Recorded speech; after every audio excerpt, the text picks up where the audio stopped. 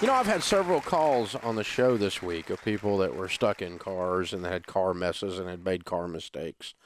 And I was just reading through a report that it just depresses me for one, it makes me mad for two, and it's shocking for three.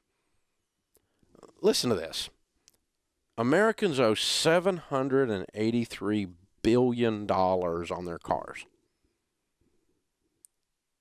Now that's bad. You want to know what's worse? 34% of that, 1/3, that's $250 billion approximately, is subprime loans. Now, I don't know if you know what a subprime loan is. It's anything other than a prime loan. A prime loan is a very, very low interest rate at very advantageous firm, but it's only for people with good credit. So what we have is we don't only have people that are too broke to buy a car, which if you didn't pay cash for the car, you're too broke to buy the car. But not only do we have people that are too broke to buy a car, but we also have people that are too broke to even pay their bills on time, that are adding to their debt, going further into debt to buy a stinking car. That's amazing. 84% of people who bought a car in the last quarter of 2013 borrowed the money. And they're borrowing more than ever before. The average is up over $26,000 on what they're borrowing to buy a car. Now, you need to understand, a car payment is a way to ensure that you stay broke. If you live from, I'm always going to have a car payments are a way of life, I'm always going to have a car payment, and I always want a newer car because that's what's safe and reliable, and all these lies and BS that you believe about cars, and they're all a bunch of crap. I love cars. I'm a boy, okay? But some of you girls like cars too, but you just like them because you think they're a large purse.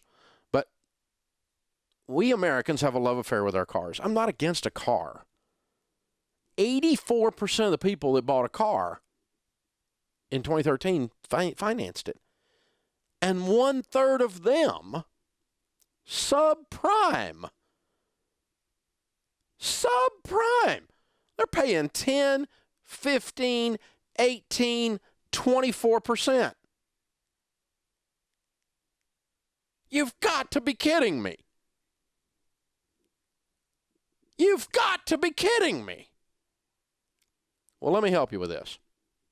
I will ride a freaking bicycle before I have another car payment.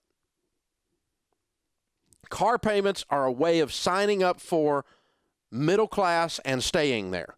Now, there's no shame in being middle class unless you're so stupid that you just stay there on purpose because you have no discipline. You have the right and the opportunity and the ability to win with money and build wealth in this culture if you quit doing stupid stuff.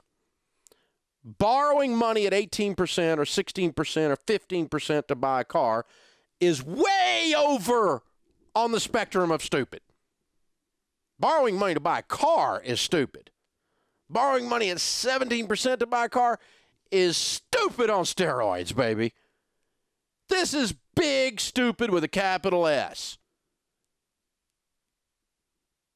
And then scratch your head and wonder why you're broke. Because you work your butt off to give money to the bank. Have you ever been in the bank? Have you noticed they got better furniture than you got? Have you noticed their building is bigger than your house?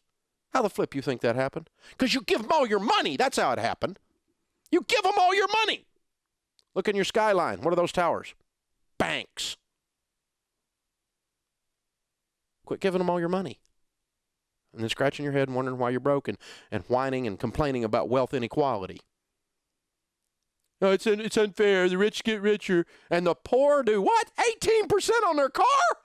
What? Stop it. Of course you're going to be poor when you do that.